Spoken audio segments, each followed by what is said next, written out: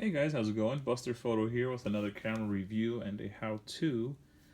Today we have a beautiful Nikon FG, which, quite possibly one of Nikon's, or if not, Nikon's smallest manual SLRs. This thing it's really small. It's so compact. I know it's hard to see that in this video, but if you ever had a Nikon F before, you know how big that camera is. And this one, it's not even, the height almost is just such a big comparison. You go from the side right there. Of course, that FTN viewfinder is huge, but even from like the back, it's even.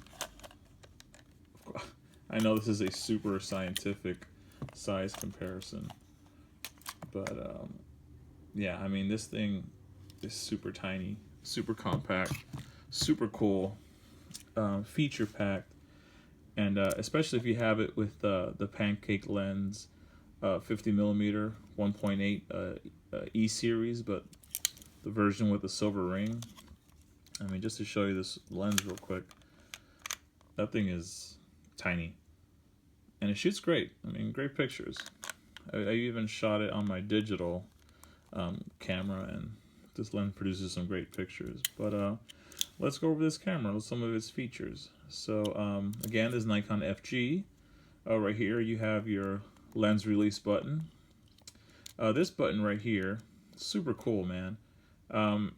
When shooting and you press that button down, the camera, especially if you have it in an automatic setting, like aperture priority or program, the camera will automatically bring the picture down 2 stops.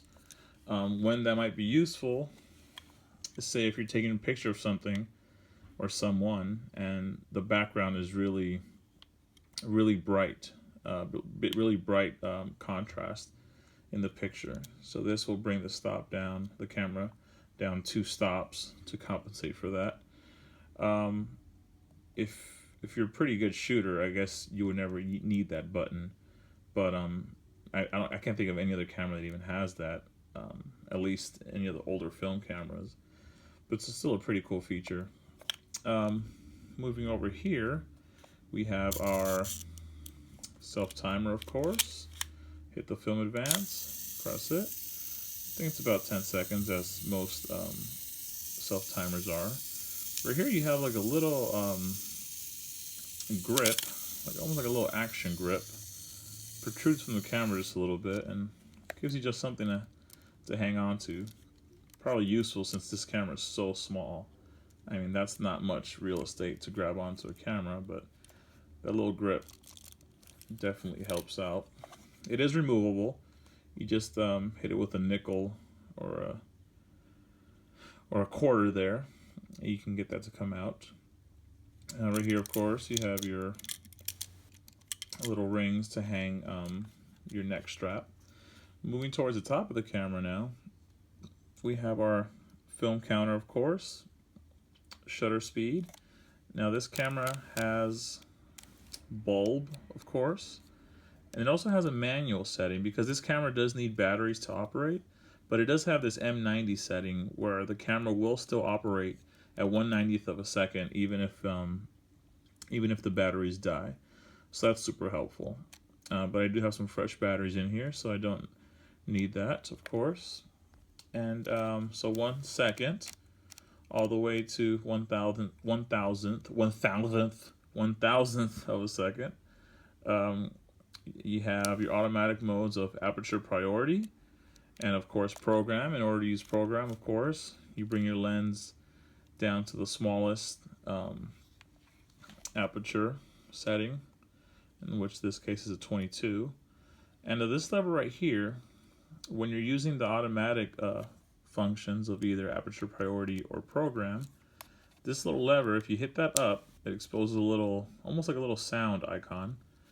And what that is, the camera will give you an audible sound, of course, audible sound. Which sound isn't audible? It'll create a little beep make a little beep if the settings you are using are too slow, so as to prevent like camera shake or a blurry picture. So for example, it's pretty bright in this room, so let's go to aperture priority. Let's make it dark. So let's go to f22 and then cover the lens up a little bit just to make it even darker, and we should hear a beeping. There it is, warning us that it's pretty slow or it exceeds recommended or exceeds the settings that would produce a sharp picture. And the same thing with program. If you go to program, if there's not enough light, it'll give you a little warning telling you that. So that's pretty cool.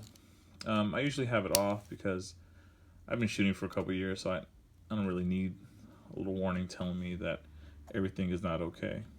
Right here we have a little hot shoe for a flash attachment, and we have exposure compensation, +2 and -2. In order to change that, you hit this little metal button right here, and then you can go +2, -2, or 1, or +1 or -1. And right here you have, let's move that out of the way, you have your film speed, and it's a little metal ring. You just pull up on it a little bit, and then that frees it up, and then you can decide where you want to set your film speed. This right here is simply your film rewind knob when you're done shooting. Moving to the bottom of the camera, these two spots right here are for the optional motor drive. This button is to release your film when you want to rewind it. Tripod attachment, and here's your battery compartment door. Uses 2 LR44 batteries, if I'm not mistaken. If I am, please let me know in the comments. Let's open the film door. Just pull that up, pop it open. There we go, film door, little tension plate. And pretty simple, pretty traditional. Put your film right here, bring it over, put it into one of these slots, and advance. Looks like it has a vertical traveling shutter. And yeah, beautiful, beautiful camera. I think I got this on a Craigslist. I mean, you can't beat it. I mean, it's got everything you really need. The quality of your pictures really depends on your lens and the kind of film you're using.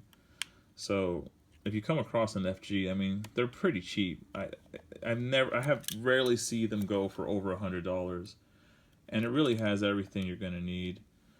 1/1000th of a second is plenty fast, unless you're shooting like super fast sport action. But other than that, if you're getting into film, I highly recommend this camera. It's a beautiful camera, really fun. And if you can find it with the 1.8 little pancake lens, it just makes it even more compact, man. I mean, it's just, you can't beat it. But thanks so much for watching, guys. I hope this video was informative. If I got anything wrong, please let me know in the comments, or just stop by and say hello. And please like and subscribe this video. I'd really appreciate it. That helps other people find these videos, and also, you know, helps me out with my channel. But thanks so much, guys. Thanks for watching. Have a nice day.